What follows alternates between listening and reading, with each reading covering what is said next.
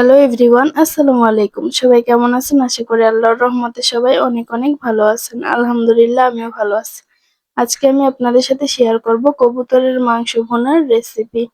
এটা হচ্ছে কবুতরের ছোট বাচ্চা।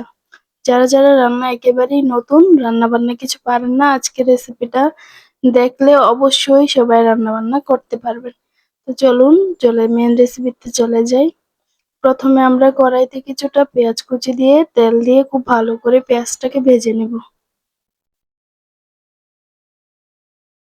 পেঁয়াজটাকে একটু লাল লাল করে ভেজে নিতে হবে। তারপরে এখানে আমি কিছু দিয়ে দিলাম আস্ত গরম মশলা, দারচিনি, তেজপাতা, এলাচ, লবঙ্গ দিয়ে এটাকে আরো কিছুক্ষণ আমি লাল লাল করে পেঁয়াজটাকে ভেজে নিব।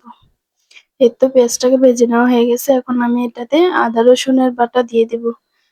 এই তো রসুন বাটা দিলাম, আদা বাটা দিলাম। এখন এটাতে আমি দিয়ে দেব জিরা বাটা।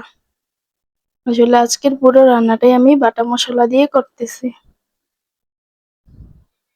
তারপরেই এখানে আমি দিয়ে দিব ১ চামচ লবণ, ১ চামচ হলুদের গুঁড়া আর ১ চা চামচ মরিচের গুঁড়া দিয়ে এখন সামান্য একটু পানি দিয়ে রান্নাটাকে খুব ভালো করে মশলাটাকে কষিয়ে নিতে হবে।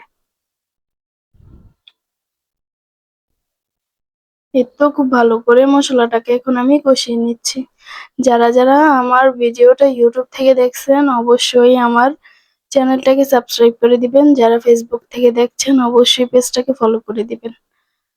তারপরে এই তো আগে থেকে কেটে বেছে ধুয়ে রাখা কবুতরের বাচ্চার যে মাংসটা আমি রেখেছিলাম ওইটা আমি মশলাকে দিয়ে দিলাম মশলার সাথে।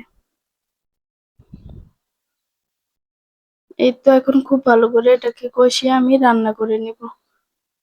দেখুন এটা যেহেতু কবুতরের বাচ্চা, এটা কিন্তু অনেকক্ষণ ধরে কষাতে হয় না। এইটার মাংস এমনিতেই কিন্তু অনেক নরম হয়। তো আমার মাংসটা কিন্তু খুবই অল্প সময়ে রান্না করা হয়ে গেছে। এই তো দেখুন ভালো একটু ফ্লেভারের জন্য আমি এখানে কিছুটা ধনেপাতা দিয়ে দিলাম। এটা অপশনাল, আপনারা চাইলে আপনাদের কাছে যদি ধনেপাতার ফ্লেভার ভালো না লাগে তাহলে দিতে হবে না। এই তো দেখুন আমার রান্নাটা কিন্তু হয়ে গেছে।